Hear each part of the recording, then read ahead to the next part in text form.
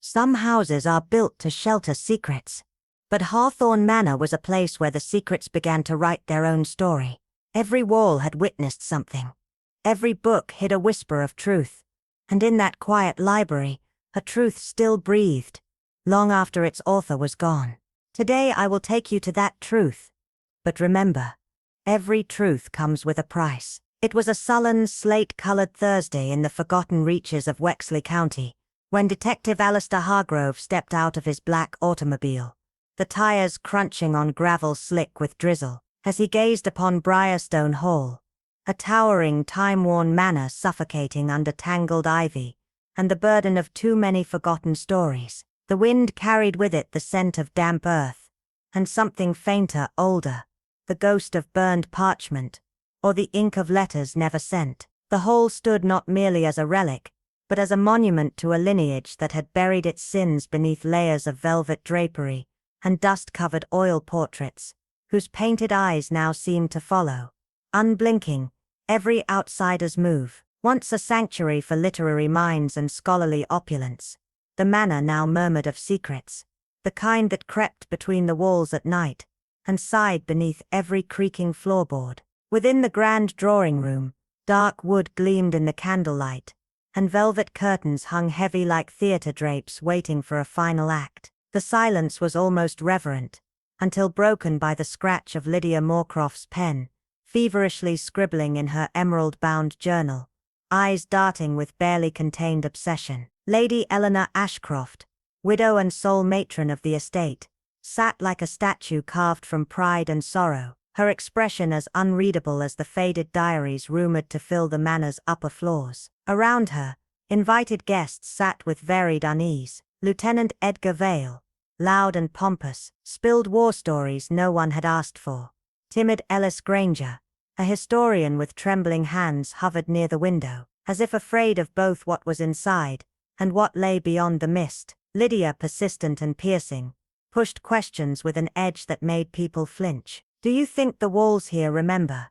She asked no one in particular. "Some truths aren't meant to be remembered," Lady Eleanor replied coldly, her voice echoing with something final, something buried. That night they gathered beneath a chandelier that trembled with every gust of wind, their conversations strained, every smile too tight, every laugh a little too late. Eleanor's eyes flicked from guest to guest before she finally stood, her voice sharp but cryptic. "The house is tired of silence. Tomorrow it will speak." No one understood, or perhaps no one wanted to. By dawn the rain hadn't stopped, and Ellis, true to habit, had risen early. The house, for all its size, felt strangely smaller in the morning gloom, as if something unseen had curled around it in the night. He sat alone in the breakfast room, pen in hand, haunted by fragments of conversation, Eleanor's words looping in his head like an unfinished sentence. And then it happened, a scream, sharp and unnatural, echoing down the corridors from the West Wing, the kind of scream that changes the air around you. Feet thundered down the halls, breath held collectively, until they reached Eleanor's private study. The door, oddly ajar, creaked open to reveal a scene that felt less like a death, and more like an omen. Eleanor Ashcroft lay slumped over her desk, skin the color of paper, her eyes wide in what could only be described as frozen realization. Her pen had fallen beside her, but what caught every gaze was the open journal on her desk, not just smudged, not damaged, but erased. The ink was gone, as if it had never existed, as if the story she was writing had been stolen from the very fibers of the page. No natural explanation could fit. The fire had long died out, the window remained locked, and yet something had entered. By midday, Inspector Hargrove had sealed off the room, but even his questions had no shape in this kind of mystery. A single telegram was sent, encoded, urgent, to a quiet flat in South Kensington, where a man of perfect order and boundless precision lived among rows of indexed case files and dustless furniture. Emmerich Vale read the message silently, then packed only a suitcase, a silver-rimmed cane, and his journal of anomalies. He caught the 7:45 train to Wexley just as twilight bled into fog. The manor was no longer just a house with secrets. It was a puzzle where memory, ink and murder had become one. and it had only just begun. As the old butler led Inspector Emmerich Vale through the echoing corridors of Ravenhollow Manor, the silence hung heavy, pierced only by the distant tick of a grandfather clock, and the low groan of timber settling in protest. The diary lay open on the console table near the vestibule, its pages sodden from an apparent spill, though the ink had vanished entirely, not faded, but cleansed, as though scrubbed from existence by unseen hands. Vale arched an eyebrow, intrigued. "And the body?" he asked softly. "Still untouched, as per your instruction," the butler replied, guiding him deeper into the house. As they moved through the dimly lit hall, Vale's sharp eyes absorbed every detail. The way the candle sconces burned too low, casting shadows like creeping fingers. The faint scratches near the baseboard, as though furniture had been shifted recently. The peculiar tilt of a portrait of Lady Ravenhollow herself, and the ghost of rosewood polish clinging to the damp air. Every surface whispered of secrets. Inside the private study, the air had turned frigid. The hearth lay dead and dusted with pale ash, untouched since the storm last night. Lady Celestine Ravenhollow, elegant, refined, feared, sat motionless in death, draped over her writing desk with a kind of tragic poise. Her maid had closed her eyes, but the remnants of her final expression still hung like a curtain across the room, a frozen flicker of disbelief and defiance. "She was writing when she died?" Vale inquired. "Yes, sir," replied the steward. "Greaves. But the ink was gone before we found her." The diary was drenched, though oddly. The pen still held fresh ink. No signs of forced entry. No broken locks. No screams heard until Mr. Alden reported one just past midnight. Vale moved to the desk, donning his gloves, and gently lifted the stiff pages of the ruined diary. Though blank, the faint pressure marks of writing remained, like the echoes of a voice lost to wind. "She wrote with conviction," Vale murmured, tilting the page toward the firelight. Her hand was steady. She was not in distress. Producing his magnifier, he traced the invisible lines. No hesitation, smooth strokes. A woman with purpose, not panic. His eyes flicked to the silver pen, uncapped, damp at the nib, and then to the sealed bottle of ink nearby. "Curious indeed," he whispered. "The ink vanished only from the page, not from the source." "So you believe it was tampered with?" asked Greaves. Vale didn't answer directly. "Tell me who found her." "Mr. Alden Blythe. He said he heard a cry, rushed in, found her like this." The rest followed. Miss Eleanor Chase, Dr. Latham, the maid Elise, even the cook. None saw anything amiss before. Vale gave a slight nod. "Then I will need to speak to each one separately." In the drawing room, the guests waited uneasily, not so much grieving as wary. Eleanor Chase sat stiffly, tapping a pen against her boot, her eyes sharp behind thin spectacles. Latham stood near the fire, muttering about herbal sedatives and uncooperative authorities. Alden, pale and taut, perched at the edge of a velvet settee, knuckles white. When Vale entered, the room fell into a hush. "Mesdames et messieurs," he said smoothly, "I am Inspector Emmerich Vale. I am not here merely to discover how Lady Celestine died, but why." His gaze swept the room like a blade. "Someone here holds a piece of the truth, and I intend to find it." Eleanor stood abruptly. "Then best begin with me," she said. "I don't care for delays." Vale nodded with a ghost of a smile. "Très bien. Let us talk, mademoiselle." Their exchange was brisk. Eleanor deflected, scoffed, then slipped, mentioning the diaries Lady Celestine guarded like scripture. "She chronicled everything," Eleanor muttered.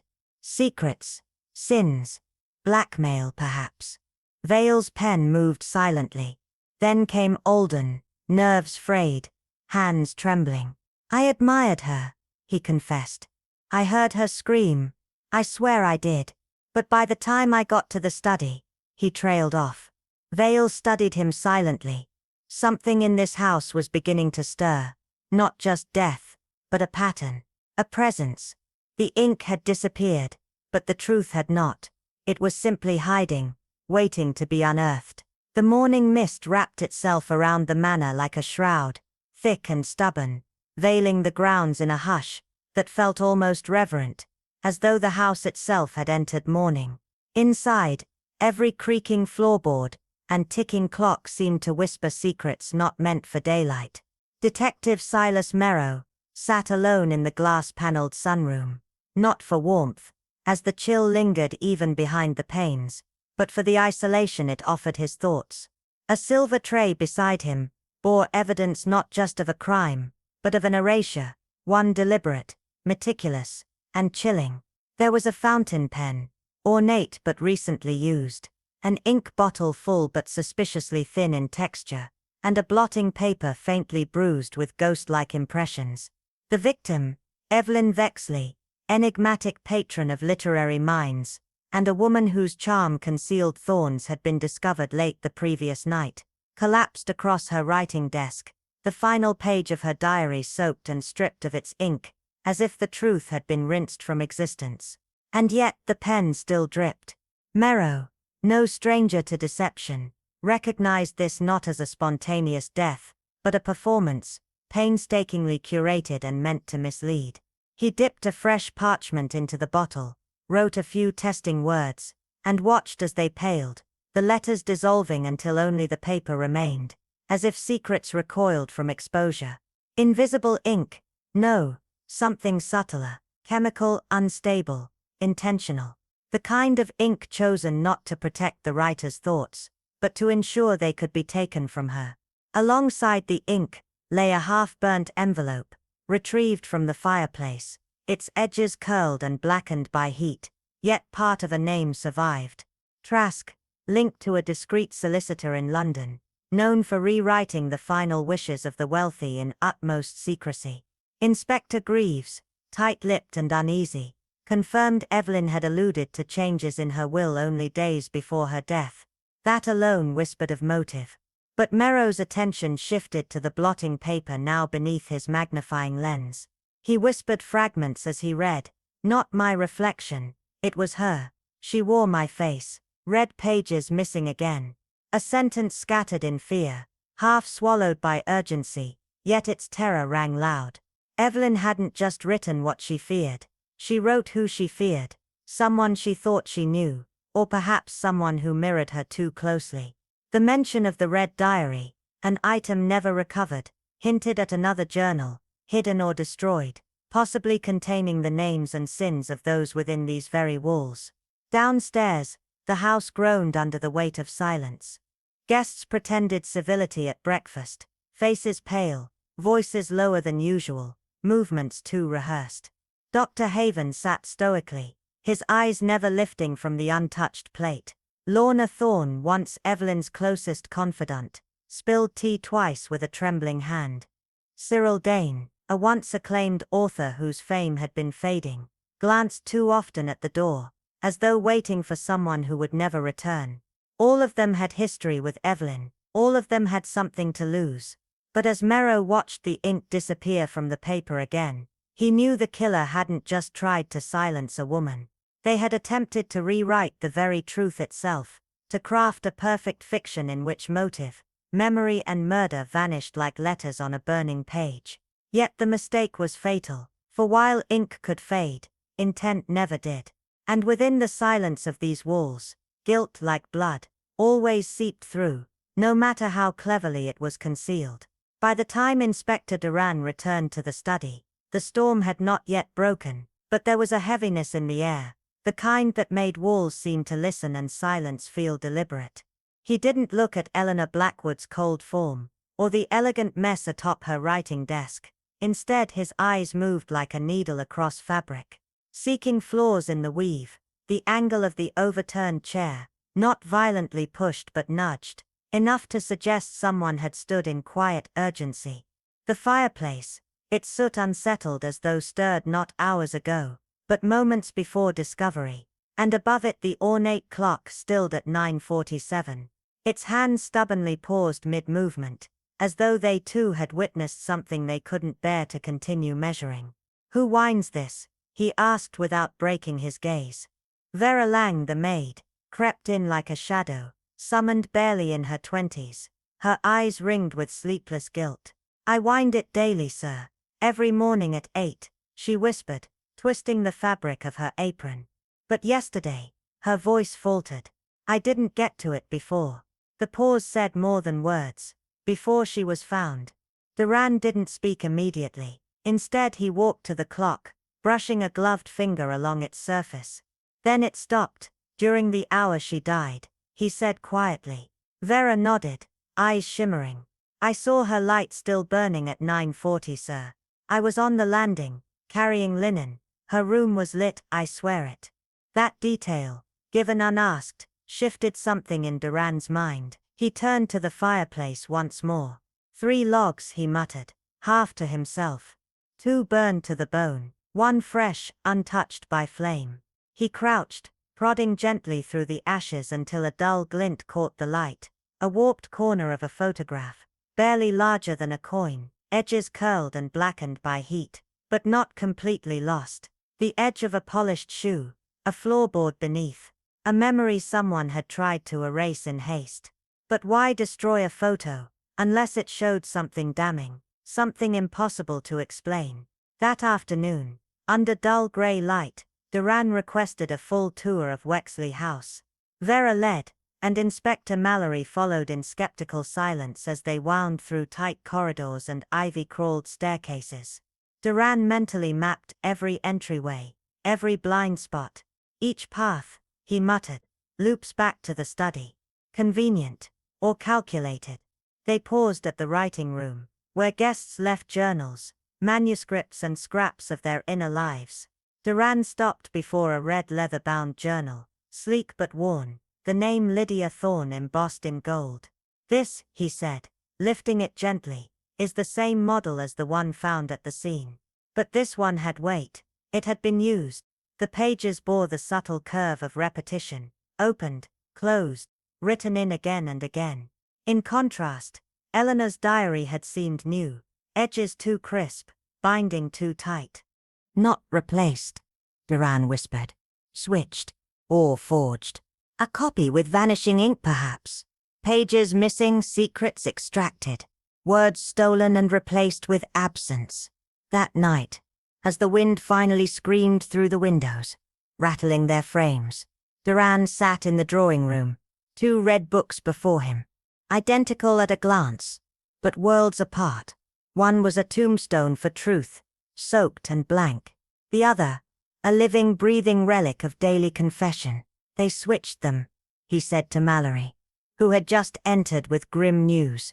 The solicitor confirmed Eleanor had urgently amended her will days before, cutting someone out completely, but she hadn't told anyone who. The tension thickened like fog. In a house where everyone was a storyteller, someone had rewritten the ending. Duran stared out the rain-streaked window. The garden statues now little more than ghostly silhouettes. "They think the truth is gone," he said, voice low and bitter. "But even when ink fades, the intention lingers, and I will find it, no matter how many layers they've tried to burn away." When Inspector Alaric Vale returned to the manor's west wing, dusk had settled like a velvet noose around the estate, and with it came a silence so careful, so rehearsed, it felt like the very walls were complicit, each surface holding its breath, each corridor curling inward as if in guilt.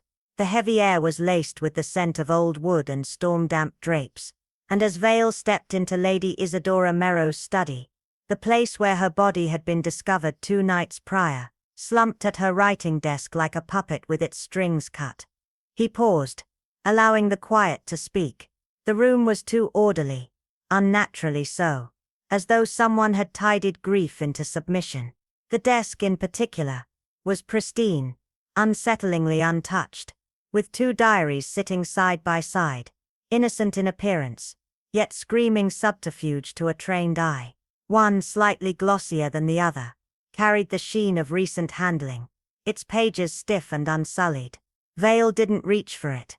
Instead he studied it from a distance, as one might study a snake that hasn't yet chosen whether to strike. "She never said who," murmured Merrin Graves, his quiet but sharp-eyed assistant, lingering near the door like a shadow. Only that the will needed changing before Friday. Vale slowly steepled his fingers, a habit when his thoughts became surgical. And she never saw Friday, he said, voice low, almost reverent. The stillness that followed was not absence but presence. A presence of secrets waiting to be dislodged. This wasn't confusion, Vale said finally, gesturing toward the journals. It was theater. A misdirection. His gaze sharpened. 2 diaries. One authentic. One manufactured. One that bleeds truth. And one that has been cleansed. He stepped closer now, gloved fingers brushing the edge of the newer book. This one has been edited, not destroyed. It wasn't panic. It was precision. And that handwriting. He trailed off, lips tightening. It doesn't belong to Judith Eleanor. It belongs to someone who forged familiarity. Someone who swapped this imitation for the original. Which, if my instincts are correct, is not gone, only hidden. Merrin shifted, visibly unnerved. Then where would someone hide a diary they couldn't burn? Vale's voice dropped, tinged with something like sorrow. With someone who believes memory is sacred. No one erases words like that, unless they know how dangerous they are. That night, he summoned Lottie, the youngest maid, back for questioning. She arrived trembling, her hands wringing the hem of her apron, her eyes darting like a bird awaiting the hawk's shadow. Miss Lottie, Vale said gently, you told us you saw the light in Lady Isadora's study. But did you hear anything? Her lips parted then closed. Voices, she said finally, barely audible. 2 of them. One was sharp, angry. The other, softer, trying to calm. I didn't wait to hear more. I was afraid. Afraid of what? Vale asked. That I might accuse the wrong person. Or the right one. He nodded solemnly. Truth is a burden. But silence is a wound that never heals. Lottie hesitated. Then whispered. It sounded like Mr. Ashcroft. And Lady Isadora said something. Something about what was taken from her. That phrase clung to Vale's thoughts like fog to glass. As he made his way to the guest quarters, where Judith Eleanor was staying.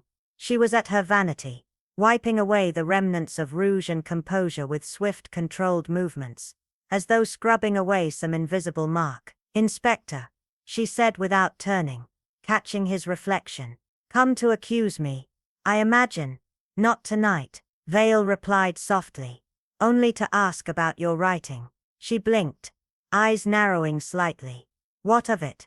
With her nod, he approached her desk, opened her leather-bound journal. The real one, full of sharp commentary, and ruthless truth written in crisp, unwavering black ink. He flipped through pages rapidly, then paused. You use black ink? Of course. But the red diary found in the study was written in blue. Her posture stiffened. If only for a second. That's hardly damning. Not damning. Vale agreed. But revealing. That diary isn't yours. And yet it had your name on it. Judith stood slowly, her jaw tense. I don't know what you think you're suggesting. But you do, Vale said, voice dropping. Because you are the only one here who understands the power of the written word. You publish truths for a living. But you also know when to bury them. And only someone like you would fear what Lady Isadora chose to write. Judith's lips parted, then closed, her voice barely above a breath. You think I killed her. I think, Vale said carefully. You feared what she knew. But I also believe you weren't the only one. As he stepped out, the corridor welcomed him with cold stillness. He didn't go far, just to the room down the hall where Miles Weathering kept his so-called research. Miles, the quiet polymath, the one who stammered when confronted and waxed poetic about Lady Isadora in a way that always felt too rehearsed. A man who once authored a niche book on ink formulations and disappearing pigments, who kept a drawer of lab vials beside his poetry. The door to his study was ajar, candlelight flickering like a lie half told. Vale moved toward it silently, a shadow moving through thicker shadows, his breath shallow with realization. This murder was not merely a crime of passion. It was a calculated act of erasure, not just a silencing of a woman, but a rewriting of the truth she left behind. And someone in this house, someone with both motive and means, was already halfway through penning the ending. In the farthest chamber of the east wing, tucked beneath a slanted roof like a secret too afraid to stand tall, Inspector Alaric Vale paused before the thin oak door of Miles Darren's room, where a thin line of candlelight leaked across the threshold like a nervous whisper. Inside, Miles sat at his desk, a man folded inward, his spine curved like a question mark, hands trembling above a leather-bound notebook. Fog pressed at the window pane, and the ink on his fingers was stained so deeply it seemed part of his skin. He didn't notice Vale until the door clicked shut behind him. "They say memory is the first casualty of fear," Vale murmured. Miles flinched, eyes darting like a cornered hare. "I didn't hear you." "No," Vale said gently, stepping closer. "But I suspect you've heard other things. Things that refuse to stay quiet." He scanned the desk, meticulous entries in tight mechanical script, far too clinical for grief and too careful for guilt. "You record everything?" he asked. Miles nodded. "It keeps my mind clear." Vale picked up a glass vial, its seal broken, its contents faintly acidic. "But clarity," he said, "can be corrupted. Especially by those who understand the chemistry of ink." Miles stiffened, lips parting. But no words came. "I know about your work," Vale continued. "Your early studies on soluble agents, vanishing inks, compound solvents. I also know Lady Isadora trusted mirrors, not people. She kept her diary beneath one, and the last thing she wrote," he leaned closer, "was a reflection she didn't recognize. That mirror didn't lie. It told her someone came into the room, someone she hadn't expected. And you, Miles, were already nearby." Miles' breath hitched. I wouldn't." "No," Vale cut in. "You didn't kill her, but you saw what she'd written, and what she knew." He tapped the vial. "You couldn't bear the truth becoming permanent, so you made it fade. That diary wasn't destroyed, just diluted." Miles stared at the floor. "She wrote about a letter. The one I sent to the Royal Institute under a false name. It was fraud. A desperate act. Years ago," his voice cracked. "She found out. She always found out. And she wrote it down?" Vale asked. Miles nodded. "In red ink. The boldest kind." He swallowed. "I begged her to erase it. She said no, that the ink would last longer than lies." Vale stepped back, his expression unreadable. "You feared not her judgment, but the exposure. You feared the ink more than the blade." Miles' shoulders slumped. "So I poisoned the truth, just enough to buy time." Vale walked toward the door, pausing only once. "Time," he said quietly, "his ink's greatest enemy. But truth waits, even in silence." And with that, he left Miles alone with his ghosts, the fading words behind him still pulsing softly beneath candlelight, like bruises that had yet to bloom.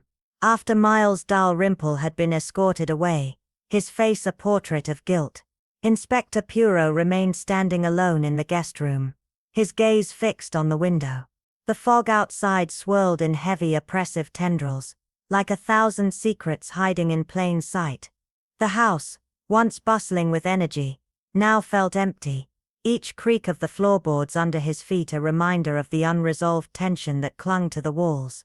It was as if the very air had thickened, burdened by the weight of unsaid words and unsolved mysteries. Miles had confessed his fear, but Poirot knew fear wasn't the true culprit here. Fear was a symptom. The real disease was something far darker, a more deliberate act. He had seen it in the way Miles had avoided his gaze, the way his words had faltered. There was more to this story. The ink on the page had vanished. Yes, but that wasn't by accident.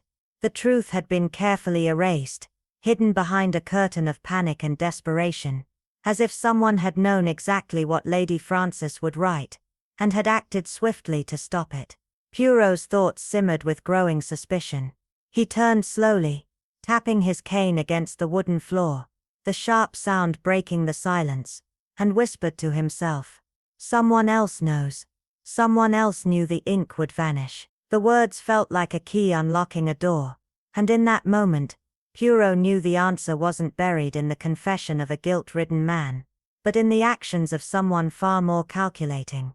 Someone who knew the truth, and had moved swiftly to bury it beneath layers of fear and deceit.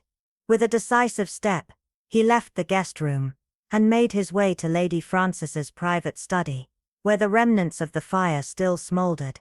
The hearth, once roaring with life, now lay cold and forgotten, its ashes a ghostly grey, the color of something discarded, something that had once held warmth but was now only a shadow of what it had been. To anyone else, it would have appeared to be nothing more than an ordinary fire that had gone out. But to Poirot, the ashes were something far more significant, an altar where someone had tried, and failed, to sacrifice the truth. The crime was not just a death, it was a deliberate attempt to obliterate something vital. The house had grown quiet, its usual noise muted by the heavy tension that now filled every corner. The guests now suspects had withdrawn, their doors closed tight, the air thick with suspicion. Judith Peel, who had once walked with the confidence of a woman used to getting her way, now stood apart from the others, her presence less certain. Major Cray, whose loud bravado had once been his shield, had retreated into silence. Even Miles Dalrymple, who had once been the picture of insufferable charm, was now a broken shell of a man, lost in his own guilt. But Poirot was not so easily deterred. Kneeling by the hearth, he sifted through the ashes with careful hands, his mind working quickly, analyzing every fragment. The fireplace held secrets. He had seen it before, the tiny fragments of a photograph corner, discarded but not destroyed. Now he searched with renewed determination, his senses heightened. When the charred scrap emerged, his heart raced. It was a piece of legal paper, the edges singed but still legible. He held it up to the light, his eyes narrowing, as he read the faint imprint of the law firm's watermark. Harrow Templeton. It was a name that sent a ripple of recognition through him.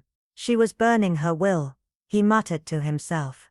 But then his brow furrowed. This wasn't a casual destruction. This was hurried, desperate. It wasn't just fear. It was panic. Someone had been trying to erase something important, but in their haste, they had left behind more than they intended. Poirot held the scrap of paper up to Greaves, who had entered the room at his summons. The inspector's eyes widened as he saw the imprint of the words bequeathed to Judith Peel, the sum of, and then the rest was unreadable, consumed by the flames. Judith had been in the will, and now she was about to be removed. It all clicked into place for Poirot, and he rose slowly, his mind racing.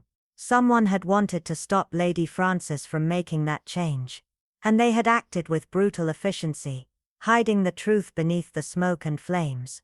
He didn't waste time. He found Judith in the library, standing motionless by the window, her arms crossed tightly, her gaze fixed on the fog-covered garden outside. The pale light of the morning filtered through the glass, casting an eerie glow over her face, making her appear more like a figure from a dream than a real person. Poirot approached quietly, his presence almost a whisper in the stillness of the room. "Judith," he said softly, but her back remained to him. She didn't move, didn't acknowledge him. She was as still as the fog outside. "Did Miles tell you everything?" Poirot asked again, his voice calm but carrying the weight of his knowledge. She didn't turn at first, but when she finally spoke, her voice was cold and strained, as if she were forcing herself to say the words. "Enough," she said. "Enough to know that I'm guilty of something, but not murder." Poirot studied her closely, his eyes narrowing as he stepped forward. "I think you had a motive," he said, his voice unwavering. "I think you had the opportunity. But murder, not yet." Judith's body stiffened, her hands tightening into fists at her sides. "You think I'm capable of it," she said quietly, her words more a statement than a question. Poirot paused, then nodded slowly. "I think you were clever, but not clever enough," he said, his voice almost a whisper. He reached into his coat and pulled out the singed paper, handing it to her. Her face went pale, the color draining from her features as she looked down at the page. For a long moment she said nothing. When she finally spoke, her voice was low, edged with a bitterness that Poirot had not expected. "She told me a week ago," Judith admitted. "She said I had become reckless, that my words were cutting too deep, that I had become too much of a parasite on her name and her money. She said she was going to cut me out of her will." Poirot watched her carefully, his mind piecing together the fragments of the puzzle. "So you confronted her," he said, his voice like a blade. "I did," Judith replied, her voice trembling now with something more than just anger. There was fear there too. "The night before she died, I begged her to change her mind, to not go through with it, but she refused. She called me a parasite, said I was poisoning her legacy." Poirot leaned closer, his eyes never leaving hers. "And so you took something from her," he said softly. "You took her power before she could take yours." Judith's eyes flickered briefly to the window, the fog outside reflecting the turmoil that raged within her. She didn't answer immediately, her lips pressed tight, but Poirot could see the truth in her eyes. Her guilt, her desperation. She hadn't killed Lady Francis, but she had come dangerously close to destroying the one thing that Lady Francis had held most dear. The truth was still buried, hidden beneath the fog, and Poirot knew that this was just the beginning. There was more to uncover, more lies to unravel before the final piece of the puzzle fell into place. And as the fog outside thickened, so too did the mystery that surrounded Lady Francis's death. The game had just begun, and Poirot was ready to play. Inspector Poirot stood quietly, his eyes following Judith as she left the library, her shoulders drawn in tight with the weight of an unseen burden. Her words had rung with frustration, a tinge of regret, but beneath it, Poirot sensed something more, a thread yet to be pulled. Something didn't add up. She hadn't killed Lady Francis, that much was clear, but who had? His mind raced, and instinctively, he returned to the study, his focus on the ink bottle that had seemed so insignificant at first. It was the cork that drew his attention this time. A slight ridge, an imperfection. Not an accident, he thought. A replacement. With careful hands he uncorked the bottle again, inhaling deeply. There it was. The faint but unmistakable scent of vinegar, mixed with the tart sting of lemon juice. His heart quickened. Invisible ink. It was an old trick, and a clever one. Someone wanted to erase the past. Yes, but they also wanted to rewrite it, to control the narrative. Poirot turned to Greaves, who had just entered the room, and his voice dropped to a cold whisper. "The murderer isn't just clever, they're theatrical. They want the disappearance of the ink to be a part of the story, to make sure no one forgets the story they've written." Greaves blinked, clearly puzzled. "Why not just destroy the diary?" he asked. Poirot's eyes darkened with the weight of the truth. "Because this murderer doesn't just want to erase. They want to control how the story ends. They want the final say. And that, Greaves, leads us not to the maid, not the chemist, but to someone whose entire life has been spent manipulating narratives. Someone who edits, revises and watches from the shadows without ever being noticed." Poirot's voice was ice now, his every word carrying the weight of his certainty. "The murderer is among us, and they've already written the ending." With that, Poirot turned away from Greaves, his mind already racing ahead to the next step. He knew who it was now. It wasn't Judith. It wasn't Cray. It was Edwin Stroud, the quiet editor who had been overlooked by everyone else, yet who had all the tools to commit the perfect crime. Edwin had been the silent presence in the room, a man who had nothing to prove and nothing to say. He had observed, edited and revised the lives of others without ever becoming a part of the story. It was a subtle power, one that only someone like Edwin could wield. Poirot had noticed him from the start, not for what he said, but for what he didn't say. Silence in a room full of loud egos was not absence. It was intent. That afternoon, Poirot requested a private conversation with Edwin in the conservatory, a room now filled with the soft strains of classical music, and the gentle patter of rain against the glass, like the sound of 1,000 forgotten words. Edwin arrived exactly as he had every day, dressed in a charcoal cardigan, his wire-rimmed glasses gleaming faintly in the dim light, his eyes tired but watchful. He sat without a word, smoothing his cuffs in an almost ritualistic manner. Poirot studied him for a moment, then began softly. "I understand you've been Lady Frances's editor for some time, handling the publication of her final memoirs, Reflections at Hawthorne." Edwin nodded stiffly, his voice barely above a whisper as he replied, "Yes, I've been involved in that. The book performed well, and I reviewed her drafts on occasion." Poirot's gaze narrowed slightly. "And did Lady Frances trust your judgment in all things?" Edwin hesitated, his fingers twitching in a way that suggested discomfort. After a moment he nodded. "I believe so, yes." Poirot leaned forward, his voice soft as he asked the next question. "And did she trust you enough to allow you access to her private diaries, Edwin?" The silence that followed was thick with tension. Edwin's eyes flickered briefly, then he blinked, his voice betraying the faintest trace of uncertainty. "I'm not sure what you mean, Inspector." Poirot's tone remained calm but unyielding. "You see, I've discovered something troubling. The ink in her diary. It was tampered with. A chemical trick. But to pull off something like that requires access, familiarity, the ability to move unnoticed. Who better than an editor? Someone with intimate knowledge of the tools, the methods, the precise way a pen can be wielded." Edwin's face drained of color. His breath caught in his throat as the implication settled in. "I didn't," he began. But Poirot cut him off, his voice low, almost a whisper. "You were in the perfect position, Edwin. You were there in the background, unnoticed by everyone else, a silent presence, editing the lives of others. But you didn't just edit her words, did you?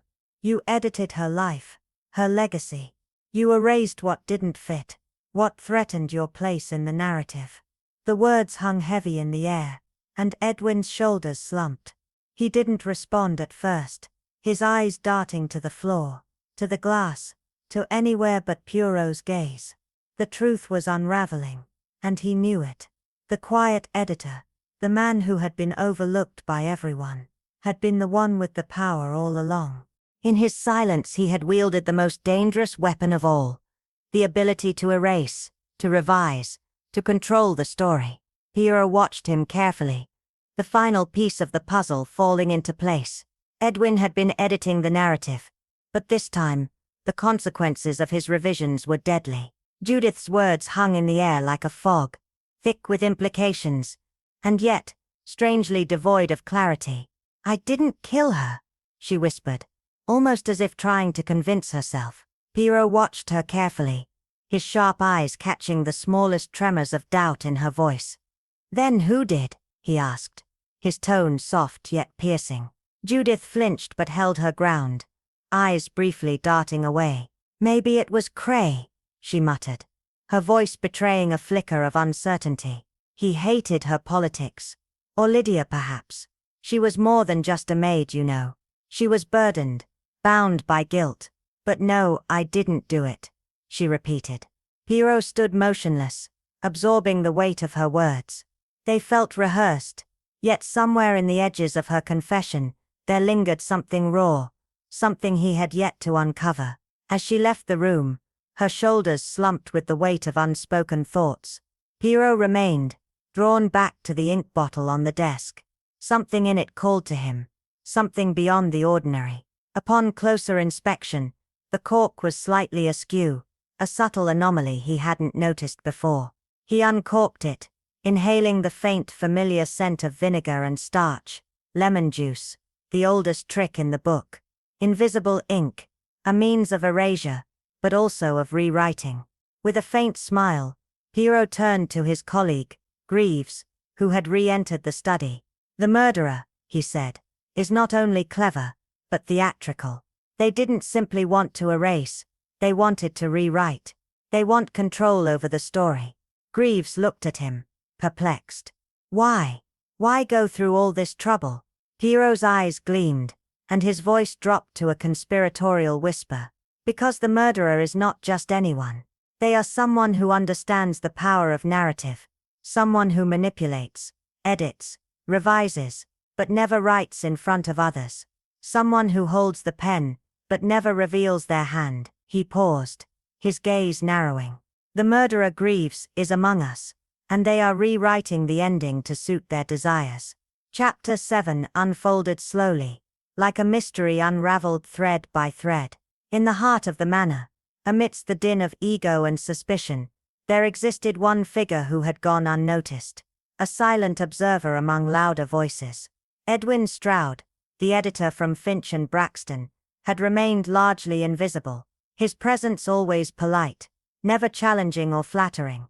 A quiet figure who blended into the background. But Poirot knew better than to overlook silence. Silence was often the most deliberate of all actions. And so, one afternoon, Poirot requested a private audience with Edwin in the conservatory. The soft strains of classical music floated from the gramophone, the rain gently tapping against the windows, as if trying to speak its own truth. Edwin arrived, his appearance unchanged, dark cardigan, pressed trousers, wireframe glasses obscuring his eyes. His voice, when he spoke, was always measured, controlled, but Poirot could see it, the small tremors in his posture, the subtle tightness of his jaw. "You were Lady Frances's editor, were you not?" Poirot asked, settling into his chair. Edwin nodded, his fingers nervously adjusting the cuffs of his shirt. "Yes, I oversaw the publication of her final memoirs, Reflections at Hawthorne." Poirot leaned forward, his gaze unwavering. "And what of her private diaries, Monsieur Stroud?" Edwin stiffened. I don't understand." Poirot's voice softened, barely a whisper. "You see, the ink in her diary was tampered with invisible ink, a trick of chemistry. But that act requires access, familiarity, a presence that goes unnoticed. Who better than an editor? Someone allowed into private rooms, someone familiar with pens and pages." Edwin faltered, but his eyes revealed nothing. Poirot pressed on. "Tell me, monsieur, did she confide in you? Did she plan to release something more than her memoirs?" The silence stretched between them like a taut rope, ready to snap. Finally, Edwin spoke, his voice low, almost reverent. "She did. She spoke of a final volume, not of memoirs, but of truths, secrets she had seen in politics, in her marriage, and in the lives of those in this very house." He paused, his hands trembling as he smoothed the fabric of his trousers. "She said it was time for people to answer for their actions." Poirot nodded. "And you warned her?" Edwin's gaze flickered. "Yes, I told her it would ruin reputations, destroy careers, but she said that was the point." Poirot studied him, his expression unreadable. "And when she died, you panicked?" Edwin's shoulders sagged. "I thought people would blame me. I searched for her manuscript, but it was gone." Poirot's eyes darkened. "And she never wrote that book? Only the diary?" Edwin's voice barely reached a whisper. "Yes, the diary was her map, a map to the truths she wanted to expose." As Edwin left, Poirot remained in the conservatory, his thoughts swirling. The editor's words had not been entirely truthful. He had hidden something. Not the ink, no, that had been Miles. Not the will, which had been destroyed by Judith. But Edwin's fingerprints were on the edges of the crime. In the silence before Lady Frances's death, in the moments that followed. An editor, Poirot knew, did not write. He removed, refined, erased. And in this case, the erasure had been more than just of words. It had been of a life. A life that had been rewritten with a single sentence. A sentence that Poirot was sure had been the true cause of Lady Frances's death. And so, as Poirot sat alone, writing his final deductions in his own notebook, he pondered one question: what had she written? What was the sentence that could kill? To answer that, he needed one last confession. A confession from Lydia, the maid. When she entered the room, her face pale, and her hands shaking, Poirot knew it was time. "Tell me, mademoiselle, what you suspect, not just what you know." Lydia hesitated, her voice trembling. There was one thing. Lady Frances had been receiving anonymous letters, handwritten, all of them. She kept them in a drawer marked unfinished business. "I found one once by accident. It said, 'If you write it, I'll end it.'" The words hit Poirot like a bolt of lightning. This was it, the key to everything. Lady Frances had not just been writing her thoughts, she had been writing her death. Poirot's eyes narrowed, and he stepped closer to the walnut cabinet, the faint scent of dust lingering in the air, as though the room itself hesitated to reveal its secrets. Lydia fumbled nervously with the lock, her trembling hands betraying her unease. "It's still here," she whispered, her voice almost lost in the stillness. As the door creaked open, Poirot's gaze settled on the contents inside, a series of disorganized notebooks, an ivory envelope that looked like it had been hastily sealed, and one final letter, torn at the top, its edges charred as if someone had tried to burn it in haste. The writing was sharp, deliberate, as if the words themselves were weaponized. "Do not force me to choose between silence and survival." Poirot's fingers ran over the paper, his mind racing. There was no signature, no return address, just a faint watermark. Westminster Hotel stationery. His pulse quickened. "Greaves," he called sharply, the urgency clear in his voice. "I need the guest list from the Westminster Hotel, 1 week ago, and I want to know who among our suspects was there." Inspector Greaves, standing in the doorway with his ever watchful eyes, nodded without question. Poirot turned back to the letter, his thoughts racing ahead. The inked threat, the hotel, the missing details. It all pointed to one thing. Someone feared Lady Frances was about to expose something too dangerous to remain hidden. Poirot knew that a secret this deep had been carefully crafted, and was now slipping through their fingers like sand. Later, Poirot sought out Major Bernard Cray, the man whose very existence seemed built on the fragility of appearances. He found Cray in the drawing room, his hands meticulously polishing a set of cufflinks, as if trying to create an illusion of control. A glass of brandy sat untouched on the table beside him. "Major," Poirot began, his voice calm yet cutting through the tension. "Your memoirs were a revelation to the public." Cray's eyes flickered with the slightest hint of a smirk. "They served their purpose," he replied, nonchalant. "Indeed," Poirot said, his gaze sharp. "In them you recounted an incident near Alexandria, June of '41, a decision made in the dark, a missing convoy. You claimed it was to save your men, but Lady Frances had uncovered something entirely different. She documented that you delayed the order, causing the deaths of dozens." Cray's posture stiffened, his jaw tightening. Poirot leaned in, his voice dropping. "You said in your book that you ordered the withdrawal to save your men. But Lady Frances's records told a far more damning story. You hesitated, Major. People died because of it." Cray stood abruptly, the flicker of anger evident. "So you're accusing me of cowardice?" His tone was low but the venom in it was palpable. "No," Poirot responded evenly. "I'm accusing you of killing a reputation. Perhaps hers. Perhaps your own." Cray's expression darkened, his gaze narrowing. "She threatened to expose me," he admitted, his voice low, a growl in the back of his throat. "She said she had written it down.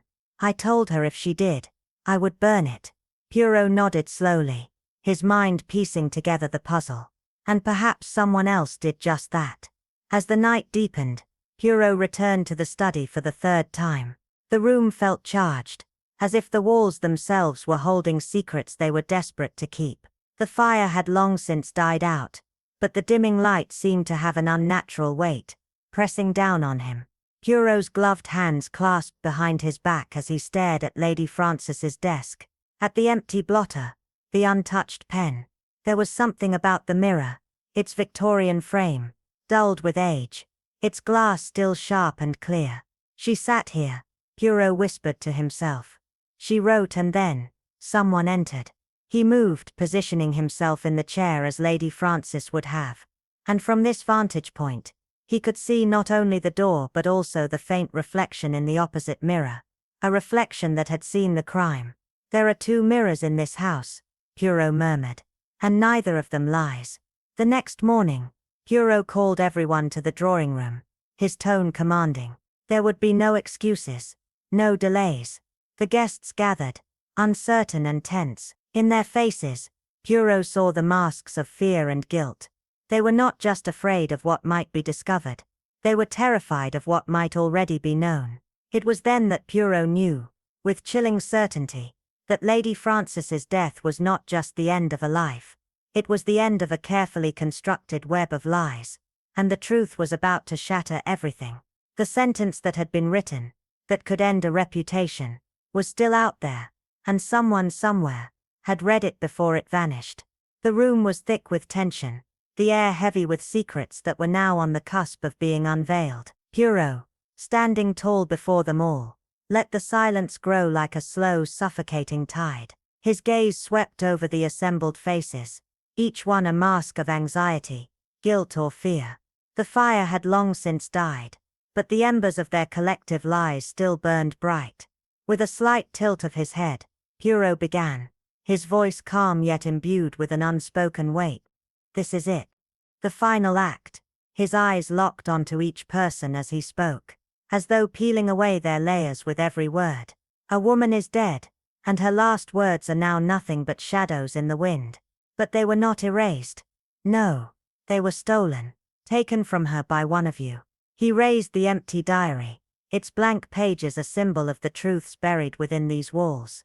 "The real one," he continued, "was replaced, and inside it was a single devastating sentence, so dangerous, so unforgiving, that it could not be allowed to live." His finger pointed sharply at Judith.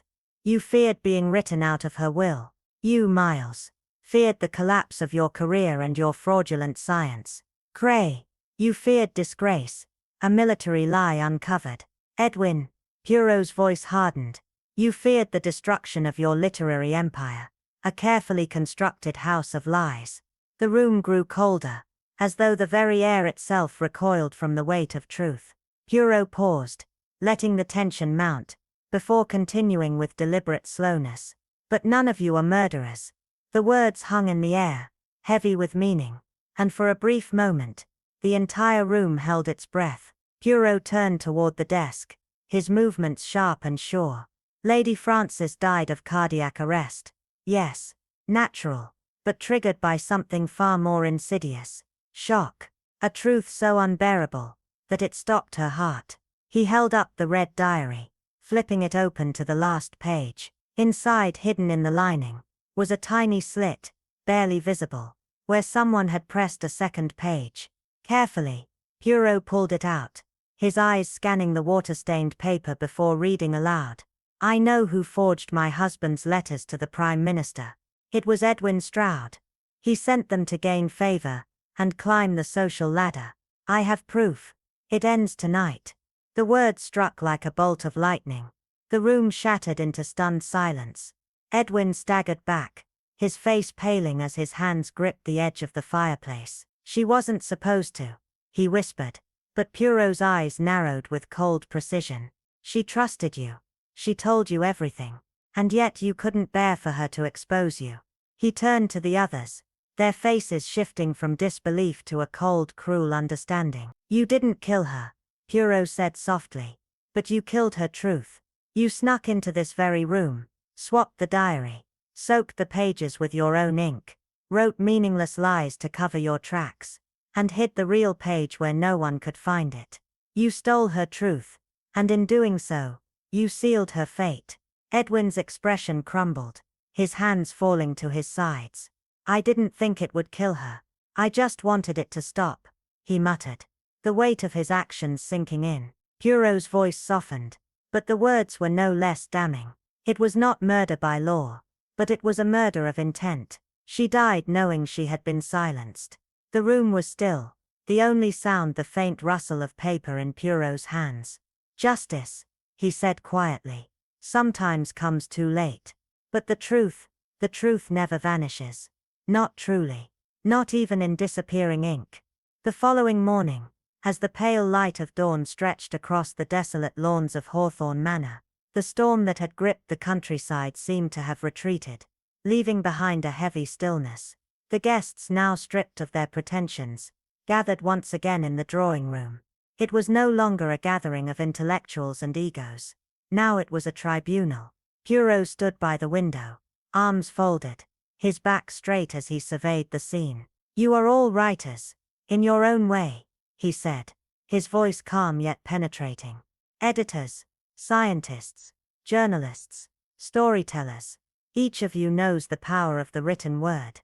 It can build legacies or destroy them. It can reveal truths that shatter lives, or bury them forever." He paused, allowing the weight of his words to settle in. "But remember this, even the most carefully constructed lies cannot outrun the truth. And the truth, no matter how it is hidden, will always find a way to surface." The finality of his words hung in the air like a promise, and in that moment everyone in the room knew that nothing at all could ever erase the truth of Lady Frances's death. As the storm outside receded into a haunting quiet, the shadow of Hawthorne Manor loomed, the eerie calm settling over the room like a heavy shroud. Paul stood before the gathered group, his gaze sweeping over each face with surgical precision, the tension palpable in the air. The once familiar faces of the guests, now stripped of pretense, appeared like players in a final tragic act. "Messe," he spoke, his voice a soft yet unyielding command. "We are at the final chapter." The words hung like a damning sentence, reverberating through the walls. He held the empty forged diary in his hands, the symbol of a stolen truth. "A woman is dead," he continued, the weight of the statement pressing down on the group. "Her last words gone, not erased, but taken by one of you." His finger traced the air, pointing to Judith, her eyes wide but unwavering. "You feared the will, the fate of your inheritance, and in that fear you sought to change the course of what she had planned." Then his gaze turned to Miles, his expression unreadable. "And you, fearing exposure for your academic fraud, thought her truth would bring ruin, a truth she had planned to reveal. And yet you, too, tried to erase it." Cray, standing still, now trembling slightly, became the next target of Paul's unrelenting gaze. "You feared the shame of your military lies, and the moment of your reckoning was near. You knew the truth would tear you apart." Finally, Paul's sharp eyes fixed on Edwin. The room seemed to exhale in collective dread. "And you," Paul's voice turned almost gentler, yet more cutting, "you feared the fall of your literary empire, the scandal of your forgery, a secret kept so carefully hidden that you thought it buried." Paul paused, the stillness in the room thickening with every second. "None of you are murderers," he added, the words sharp with finality. The room exhaled, a strange quiet surrender hanging in the air. Then, in one smooth motion, Paul stepped to the desk, picking up the unmarked red diary, the one left in place, the one that contained nothing but empty words. "Lady Frances did not die of violence," he continued, his tone now soft, almost reflective. "She died of a truth so profound, so devastating, it shattered her from within." His hands turned the page with a careful precision. Her final words hidden within the binding of this very diary, a truth so powerful that it was too much to bear. As he pulled the second hidden page from its secret place, the room fell into silence. The words that followed, spoken aloud, were enough to unravel a life. "I know who forged my husband's letters to the Prime Minister, Edwin Stroud. You sent them to gain favor, to rise higher, and in doing so you condemned me." Paul let the words echo in the room before adding, "She had proof, and it was only a matter of time before the world knew." Edwin staggered back, his face pale as if the very air had been stolen from him. "No," he whispered, barely audible. "You didn't think it would kill her," Paul said softly, his voice cutting through the suffocating tension. "But you killed her all the same," he continued, revealing the twisted truth with calm precision. How Edwin had replaced the real diary with one full of lies, soaking the pages with lemon ink, erasing the truth, hiding the damage in the hopes of averting disaster. But it wasn't enough. You may not have struck her down physically, Paul said, his gaze piercing. But you murdered her spirit, her truth. Edwin's hands trembled as he collapsed into a chair, his mind seemingly unraveling with the weight of his guilt. The room stood still, every person frozen in place, every breath a sharp intake of air, thick with revelation. Lady Frances had left behind more than a legacy. She had left behind a story, one that would never fade, one that would forever outlast the silence they tried to bury it with. As Paul turned away, the tension in the room was unbearable. And yet it wasn't violence that had brought this moment, it was the truth. Paul stood tall, his resolve unwavering. The truth, once written, is indestructible. It may be hidden, it may be suppressed, but it will always rise. It cannot be erased, not even by those who thought they could control it. The finality of his words settled into the room like a last heavy breath. And with that, Paul exited Hawthorne Manor, leaving behind a group broken not by physical death, but by the weight of their own secrets, each one marked by the silent truth that refused to die. As the first light of dawn struggled to break through the dense fog that clung to the weathered grounds of Hawthorne Manor, an unsettling silence had enveloped the mansion. The estate, once teeming with the presence of those entangled in its tangled web of secrets, now stood still, like a tombstone marking the end of an era. The conspirators, the players in the grand charade, had slipped away into the night, their departure as quiet and unremarkable as their time within the manor. Edwin Stroud, the man who had once been hailed as a brilliant literary figure, was found quietly holed up in a shabby room in the corner of his London flat, his shoulders hunched under the weight of a guilt so crushing that even the soft clink of china seemed to rattle him. The truth, unmasked and unforgiving, had shattered the illusion he had carefully curated for years. With no ceremony, no fanfare, Edwin took the early train, his departure unnoticed, like a ghost trying to slip unnoticed from its own haunting. His final confession, a muted whisper, lingered in the air long after he was gone, his name now forever tarnished in the annals of scandal. Judith Peel, whose careful manipulation and veiled intentions had once given her the power to orchestrate the game from behind the curtains, had fled without so much as a goodbye. She had been a woman of secrets, one whose charm and cunning had masked her true nature for far too long. Yet, even she, it seemed, had grown tired of the masquerade, her own heart now weary of the endless performances. The last trace of her was a note left behind, delicate, cryptic, as though she were trying to redeem some fragment of herself before the world realized what had happened.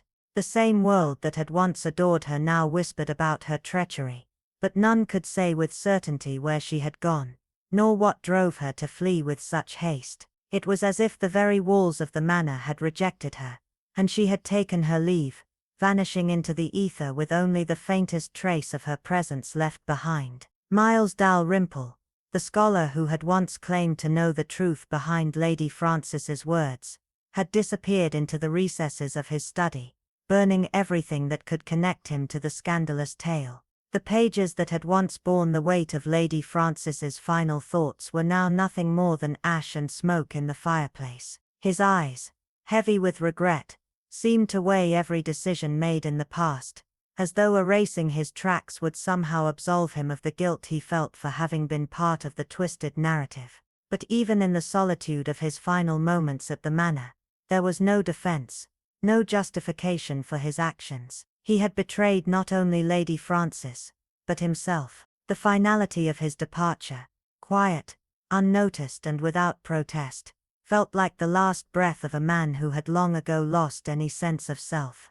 Major Cray, the decorated war hero, whose medals had once shimmered proudly on his chest, had stayed behind the longest. 3 days after the others had gone, the estate still held a shadow of his presence. The papers found him sitting alone in the grand ballroom, now reduced to a dusty, dilapidated space, where the remnants of its former grandeur seemed to mock the man who had once stood as its proudest occupant. He sat in a chair by the window, staring at nothing in particular, his mind adrift in the quiet aftermath of his own undoing. The grand medals that had once symbolized honor now felt like a cruel reminder of all he had lost, of the man he had become. When they found him, he muttered a cryptic line. The medals, they always felt heavier than they looked. There was no defense, no apology in his words. The shame of it all had become too much to bear, and with his departure, the manor stood in a hollow silence, as if the last remnants of its pride had been washed away. But amidst the emptiness, Lydia Hargrave remained. The loyal maid, who had witnessed the rise and fall of those she had served, was still there, moving through the manor with a quiet resolve. Each morning, she polished the desk where Lady Frances had spent her final hours, her hands caressing the wood as though trying to retrieve the last whispers of her mistress's presence. The flowers, now wilting and lifeless, were still arranged with care, as if Lydia were trying to hold on to the fragments of beauty that had once filled the house. And at the mirror, the one that had captured the tragic moment of Lady Frances's death, Lydia would pause, her reflection staring back at her with the same haunted expression that had marked every soul who had crossed the threshold of that mansion. The mirror, as always, stood silent, its reflection an eternal witness to the darkness that had unfolded within these walls.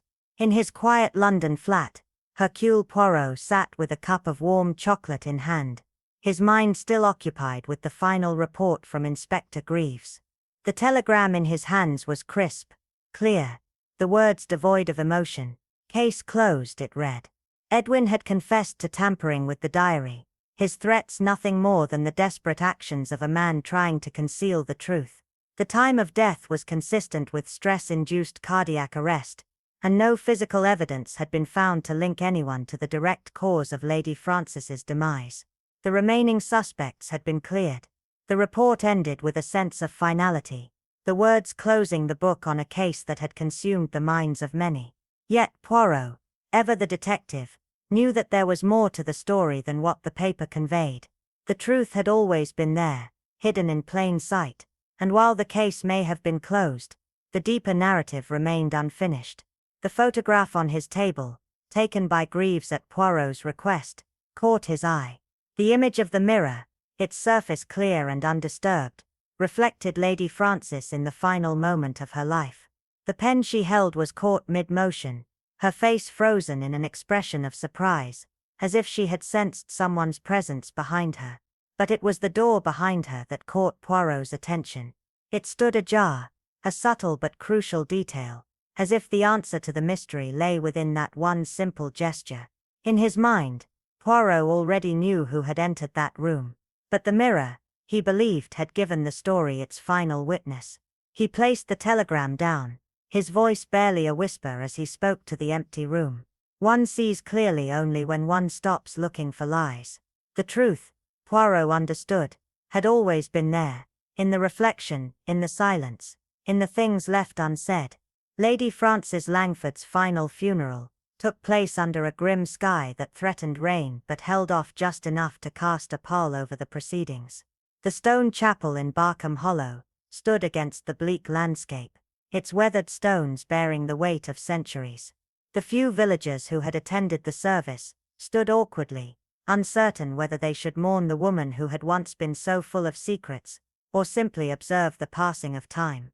The guest book, left open and fluttering in the wind, held only two names by the end of the service, Lydia Hargrave and Hercule Poirot. It seemed fitting, in a way, that only those two, those who had witnessed the full measure of the truth, would be the ones to sign.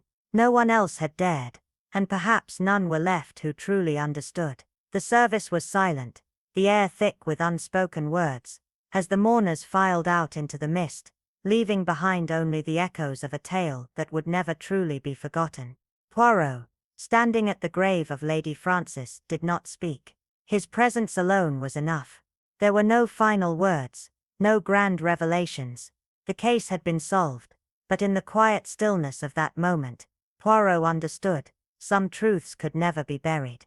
They could be hidden, feared, or denied, but in the end, they would always rise. And as the last mourner departed, the grave settled beneath the earth, its silence speaking louder than any final words ever could. A faint nod of acknowledgement passed between Poirot and Inspector Greaves, the weight of unsaid words hanging in the air. The sky above seemed to mirror their quiet reflection, a swirling mass of grey clouds that blocked out any hope of sunlight. Greaves spoke first, his voice low, tinged with a strange mixture of resignation and respect. "She deserved more," he murmured, his eyes still focused on the distant horizon where Lady Frances Langford's grave lay. Poirot's gaze lingered for a moment longer before he turned toward the inspector. "She was not always kind, not always just," Poirot replied, his voice measured, but his eyes sharp with understanding. "But she was brave, and her truth frightened those who believed they were untouchable." Greaves looked at the ground, his brow furrowing as he processed the words. "Stroud will stand trial," he said quietly. "Public opinion will shred whatever is left of him. The others, they'll live with what they almost became." Poirot nodded, a subtle but firm acknowledgement. "That is punishment enough," he said, as the sound of distant birds echoed through the empty chapel. But Greaves hesitated, then asked, almost as if questioning the very purpose of their endless pursuit, "Do you ever grow tired of finding the truth?" Poirot stood still, his face stoic as he glanced skyward, his thoughts perhaps as heavy as the clouds overhead. "It is not the truth that tires me, mon ami," Poirot replied, his voice soft but unyielding. "It is how willingly men run from it, and how easily they try to erase it." He took one last long look at the grave, then turned, his silhouette diminishing against the backdrop of the hills, swallowed by the weight of his own thoughts. Behind him, the pages of a vanished diary lay, the real ones now locked away in a solicitor's vault. They would someday see the light of day, published under the title "The Ink That Vanished Overnight." Lady Frances Langford had written her own story, and though the ink may have faded, her words would endure. As Poirot left the chapel, his mind already turning over the next chapter of this twisted tale, the world outside seemed indifferent to the secrets that had just been uncovered. 10 days later, another envelope arrived at Poirot's apartment in London. It was sealed with care, the handwriting unmistakable, a dignified, slanted script, the kind reserved for those who understood the gravity of legacy and discretion. Inside, a letter from Mr. Thomas Hargrove, Lady Frances's solicitor, confirmed what Poirot had suspected. "As per Lady Langford's final instructions enclosed you will find the unpublished draft of her final manuscript," the letter read. "She requested it be sent to you for safekeeping, should any attempt be made to suppress or rewrite its contents." Poirot unfolded the manuscript carefully. The title, "The Ink That Vanished Overnight," a private exposure printed in bold across the first page. As he began reading, the familiar sensation of unraveling a mystery gripped him, and he understood at once the monumental importance of what lay before him. That same afternoon, Poirot arranged a meeting with Langley Price at Finch and Braxton Publishing, the meeting held in a quiet, oak-paneled office tucked away on a side street in Holborn. Price, the senior partner, was a man of sharp features and sharper manners, a man who spoke in half-sentences and tapped his fountain pen when agitated. "You're here regarding the Langford manuscript," he said, his voice flat, offering no warmth. Poirot's response was succinct, yet pointed. "I am. You were her original publisher, were you not?" Price nodded slowly, his expression giving nothing away. "Yes, her first 3 memoirs. We had an agreement, but with this last one, she went rogue. She refused editorial oversight, said it was her voice unfiltered. We declined to publish." Poirot leaned forward slightly, his voice a calm, deliberate force. "You refused because the manuscript names individuals, names you recognize, names tied to your firm." Price's face remained stone cold, but Poirot could see the flicker of tension in his eyes. "She made dangerous accusations," Price murmured. "If published, they would ruin reputations. Families would be destroyed." Poirot nodded, but his words cut through the air with the precision of a scalpel. "And the truth?" he asked softly. "We don't publish lies, Monsieur Poirot. Especially not posthumous revenge."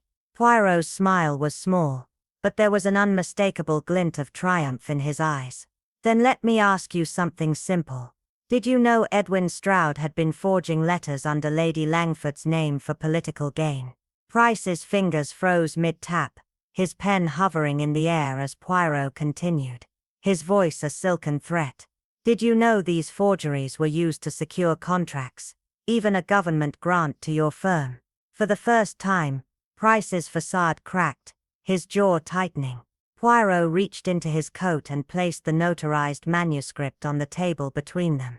Lady Frances names Edwin Stroud, but she also names you Monsieur Price. She includes evidence, timelines, signatures, documents. You see, I suggest, Poirot leaned in closer, his voice lowering to a near whisper, that you do not attempt to bury this manuscript, because you see, I hold the only copy. And unlike Edwin, I do not vanish into shadows. I illuminate. The color drained from Price's face, leaving him gray and shaken.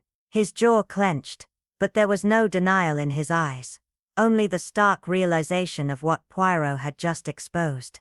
You're threatening me, Price said, though it sounded more like a question than an accusation. Poirot smiled again, but this time, there was no warmth in it. No, monsieur, Poirot said, his voice a whisper of silk over steel. I am offering you the truth. It is not a threat, but a promise. The evening had settled into a quiet unease, the sort that only comes when long-buried truths are on the brink of surfacing. Hercule Poirot sat at his desk, the faint click of the clock the only sound breaking the silence as his eyes skimmed over the contents of the letter left at his door. The paper was cheap, the ink hastily scrawled, as if the sender feared the words would be taken away before they were even read. She ruined lives. She meddled. Perhaps we all wanted her gone, but none of us did it. She died because she couldn't leave things alone. Always had to be the one who knew more. There is no honor in what she did, only vanity. The words swam in his mind, every syllable dripping with bitterness, yet Poirot understood them. Vanity had driven Lady Frances Langford, but it was not the reason she had to die.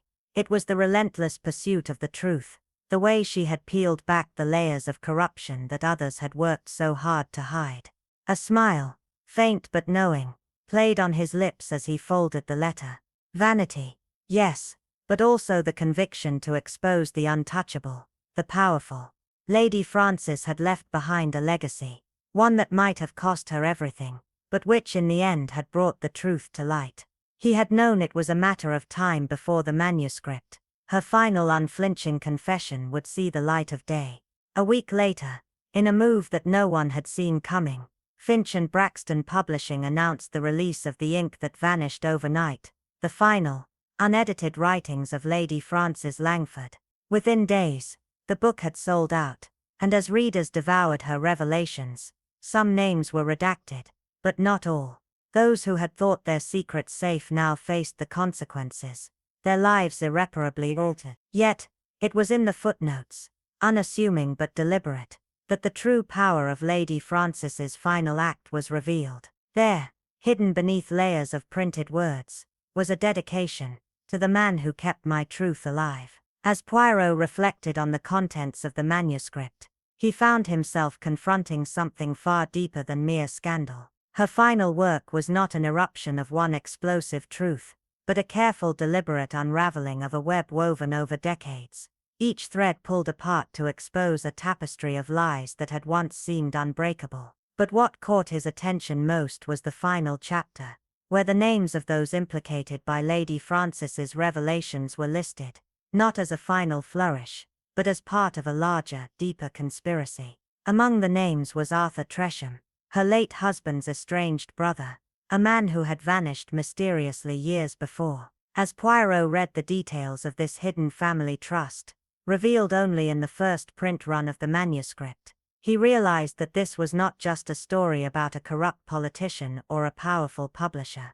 No, this was about a legacy far darker, stretching back to the very origins of the Langford estate itself. With one final act of defiance, Lady Frances had ensured that the truth would survive her, that it would not be buried under lies. And as Poirot turned the last page, his mind already racing, he knew that the discovery was only the beginning. What he had uncovered was the key to something much larger, something that would not only shake the Langford family to its core, but could very well bring down the most powerful figures in England. There were still secrets to uncover, still names to be brought to light. 2 days later, Poirot stood before the vaults of Trem & Company, an old reputable firm that held records so sensitive only a few were entrusted with them. When he retrieved the small leather case, his heart raced, not with excitement, but with the knowledge that what he had found would change everything. Inside, hidden among ledgers and accounts dating back decades,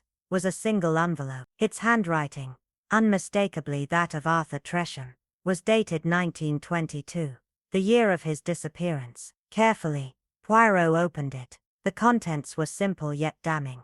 To whoever finds this, the note began.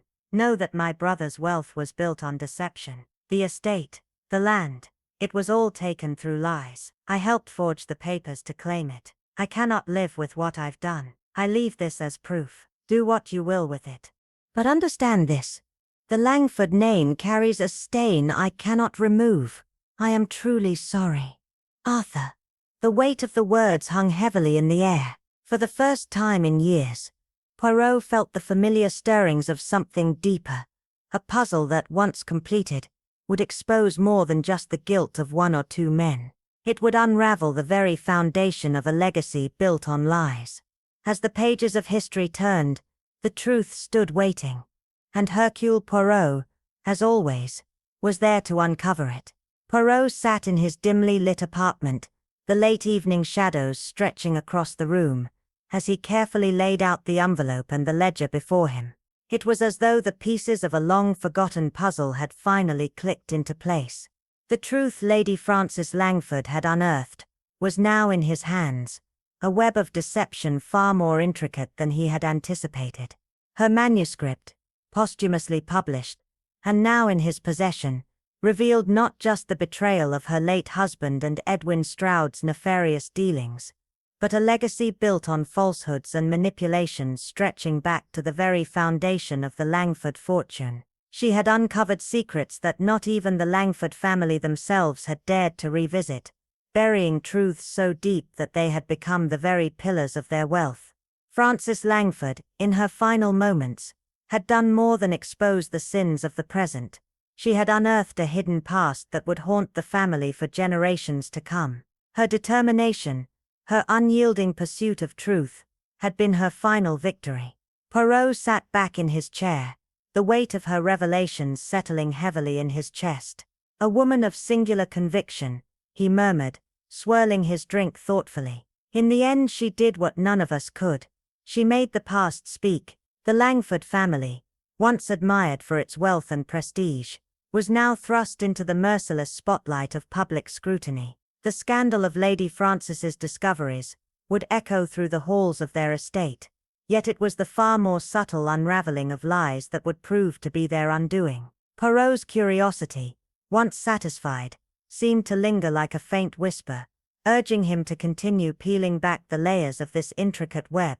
It was then that he came across a series of letters tucked away in the Trem documents, written to a woman named Margaret Whittam, a quiet widow who had once crossed paths with Lady Frances. The letters were peculiar, almost intimate, suggesting that Margaret had known of the forged deeds long before Arthur Tresham's confession. What was more troubling, however, was the revelation that she had not only been aware of the deception, but had actively helped Lady Frances in her pursuit of the truth. The connection between the two women was not born out of friendship, but from a shared determination, a bond forged in the desire to expose the lies that had sustained the Langford estate for so many years. With mounting urgency, Poirot sought out Margaret in her modest flat near Hyde Park. The meeting was brief, but telling. Margaret, an older woman with a quiet strength, revealed the depth of her involvement. She had known Arthur Tresham in his youth, and when he confessed his role in the forged deeds,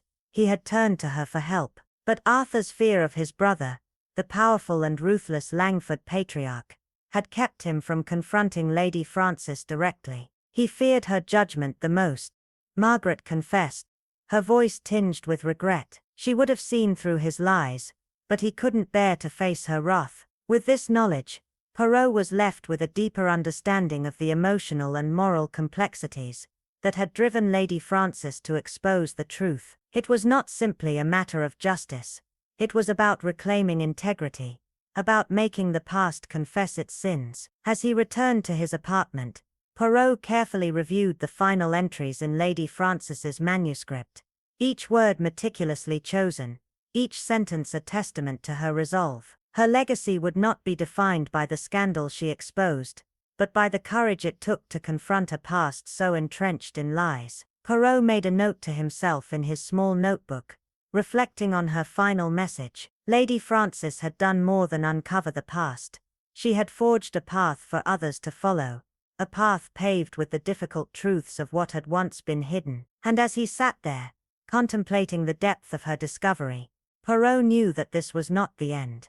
This was merely the beginning of a far greater story, one that would continue to unravel long after the ink had dried. The Langford estate, once a towering symbol of opulence and power, now stood as a fragile monument to the sins buried beneath its elegant facade. The world outside may have continued to celebrate its legacy, oblivious to the treacherous secrets entwined in its foundation, but within the walls of the Langford family, the past weighed heavily, a burden no one could escape. The release of Lady Frances Langford's final manuscript had cast a long shadow, revealing the dark truth that had been suppressed for generations. Despite the scandal that rocked the literary world, the true ripples of the discovery reached far beyond the bookshelves. Those left in the wake of the Langford affair found themselves on paths of quiet redemption, their lives forever altered. Judith Peel, the once fiery journalist, had retreated from the limelight, her pen now wielded for introspection rather than exposure.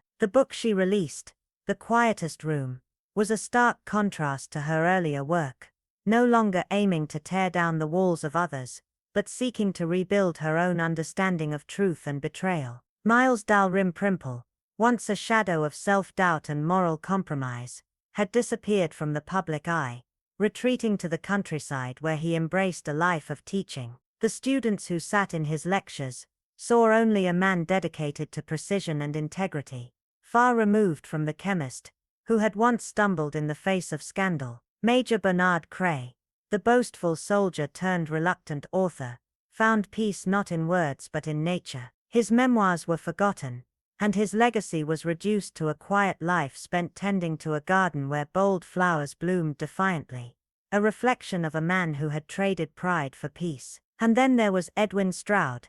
His name, once synonymous with literary brilliance, now a whisper of a bygone era, shunned from the world he had once dominated.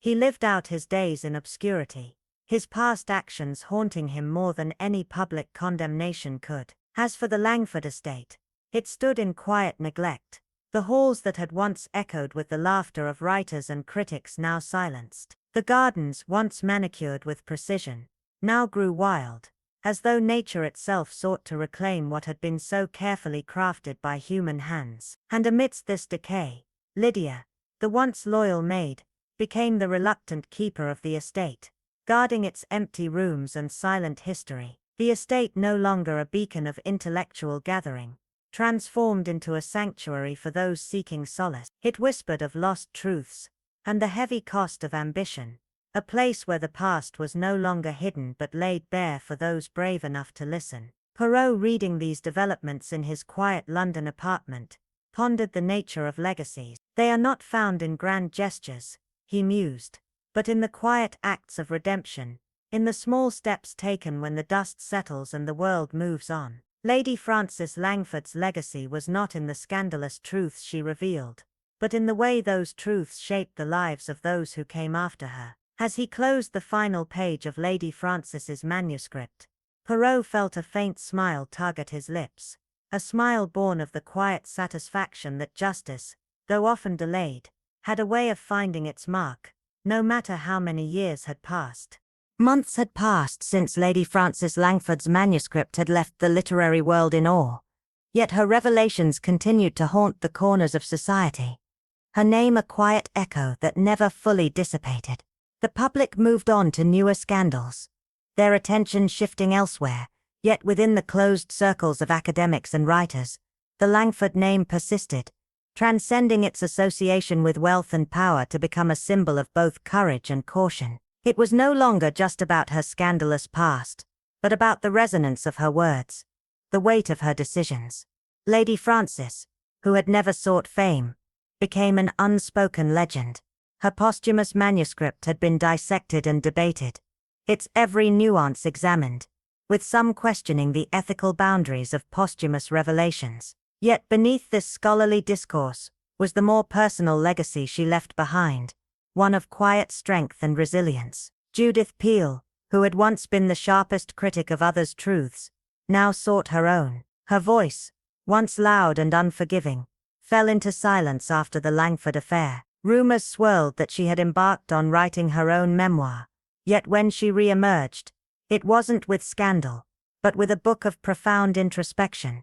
The Quietest Room was an unassuming volume that shunned gossip, its pages offering raw reflections on truth, power, and the intricacies of betrayal. It was a far cry from the biting commentary that had once made her name notorious. The Langford affair, it seemed, had changed her, just as it had changed others. Miles Dalrymple, the chemist who had once been caught in the web of manipulation, retreated from the public eye, his name tarnished by scandal. He returned to a quiet life, teaching at a small college in the countryside, his lectures now focusing not on science, but on integrity, precision, and the courage to confront one's own failures. His reputation as a chemist was never restored, but in the stillness of his new life, he found a redemption of sorts, rebuilding from the ground up. Major Bernard Cray, the pompous soldier whose memoirs had once captivated the public, vanished from the spotlight. His books no longer lined shelves,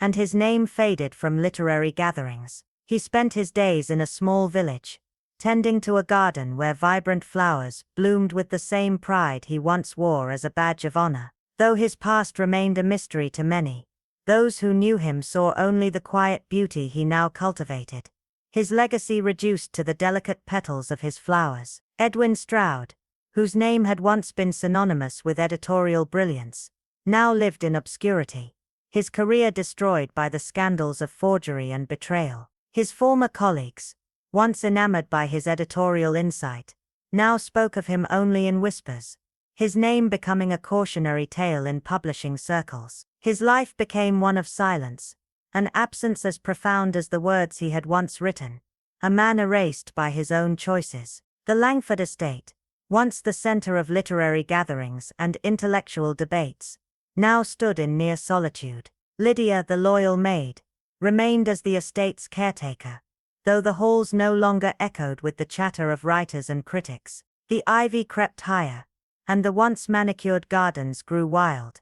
Yet in its solitude, the estate found a new purpose. It became a quiet retreat for those seeking solitude, a sanctuary for reflection, where the air itself seemed to hum with the weight of untold stories. Lady Frances Langford's legacy, though not one of grand public gestures, lived on in the subtle ways her life and work inspired others. Her final manuscript, not just a book but a testament to the courage to seek truth, had sparked a movement. A young graduate at Oxford had based his thesis on the ethical implications of posthumous works, using Lady Frances's life as a case study. Journalists wrote with newfound fervor about the dangers of literary forgeries, dedicating articles to Lady Frances's fearless pursuit of truth. Even a small literary prize, the Langford Prize for Unflinching Memoirs, was created in her honor, a mark of respect for those who dared to write with honesty, no matter the cost.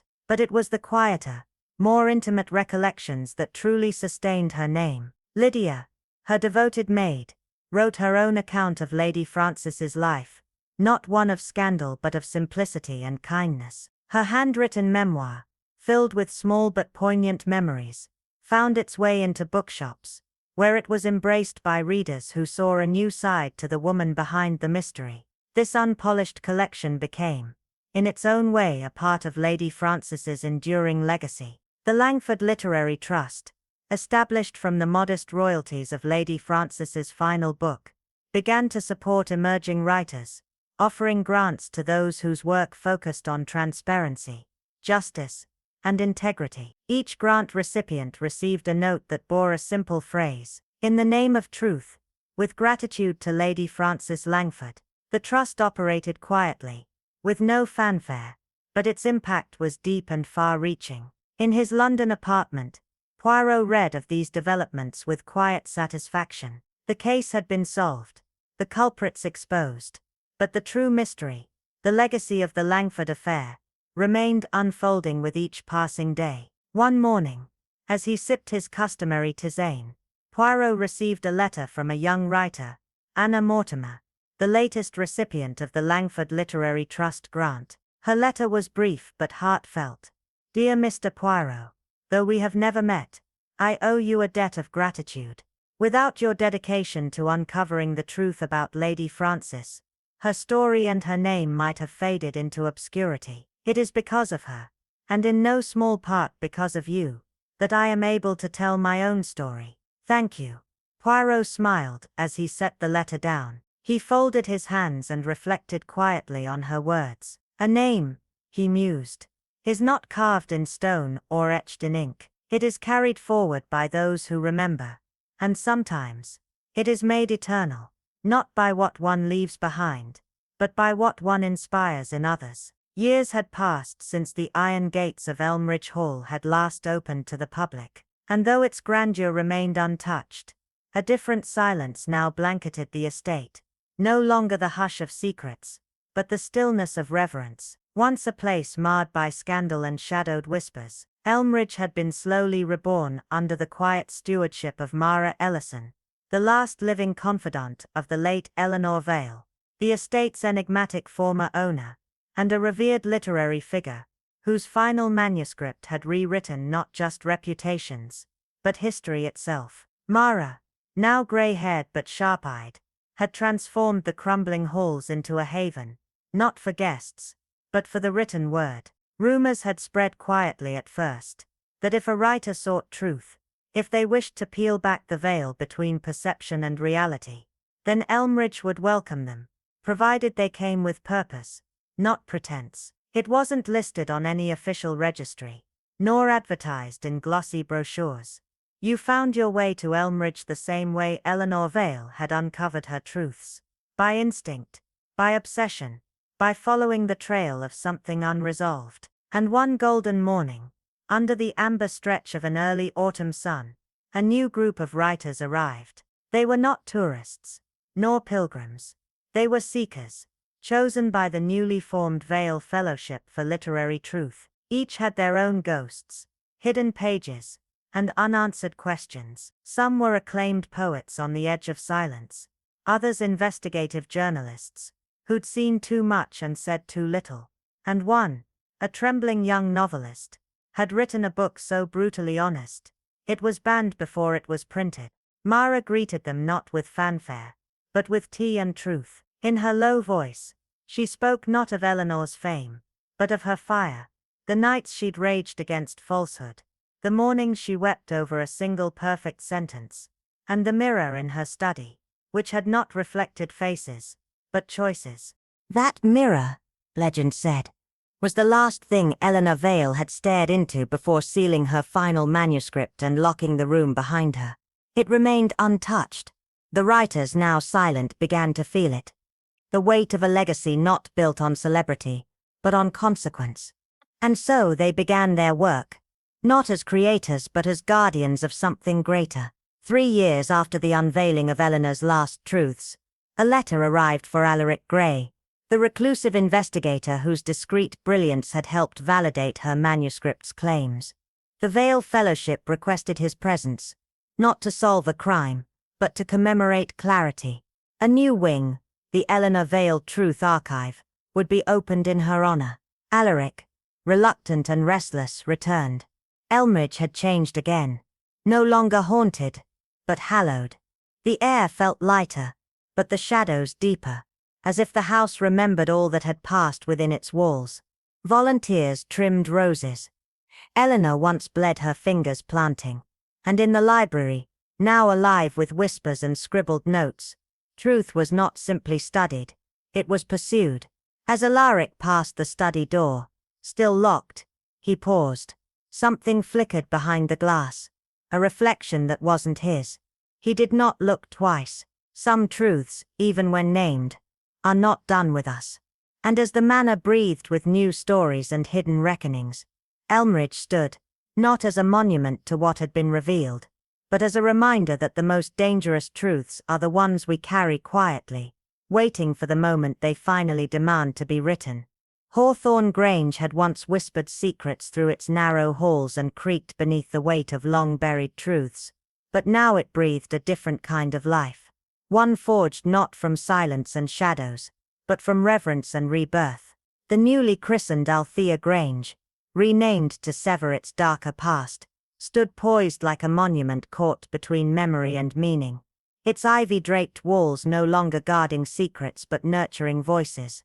The man who now walked its gravel path was not the same who had once uncovered the twisted deception that lay coiled behind its doors. Detective Thorne hadn't expected to return, yet the letter bearing the insignia of the Althea Literary Conservatory had arrived like a ghost from the past, requesting his presence at a commemorative unveiling. The once decaying dining hall, once host to clandestine meetings and quiet betrayals, had been transformed into a sunlit archive of stories, towering shelves of rare editions, annotated manuscripts, and personal letters that mapped the psychological terrain of their authors' minds. At the room's heart stood a glass case that displayed the very journal that had cracked the last unsolved mystery, its first page still stained with the ink of that final damning confession beside it. A note written in Thorne's spidery hand: "Truth is not a scream. It is a breath held too long finally exhaled." The unveiling ceremony was hushed yet charged. An audience of writers, historians, and curious locals watching as Thorne, his voice worn but resolute, spoke not of past crimes, but of the courage it takes to confront truth in both fiction and life. "This house," he began, "once mirrored the fears of its occupants, but now it reflects their hope. May every page turned here carry forward the legacy of bravery over silence." The applause, soft but sincere, drifted into the rose garden where Thorne wandered later, pausing by the fountain where the final clue had once been found, now surrounded by blooming hyacinths and the soft murmur of water. He felt not closure, but continuity, as though truth had merely changed its shape. And in that moment, as sunlight fractured through the glass conservatory roof and danced across the marble floor, Thorne understood.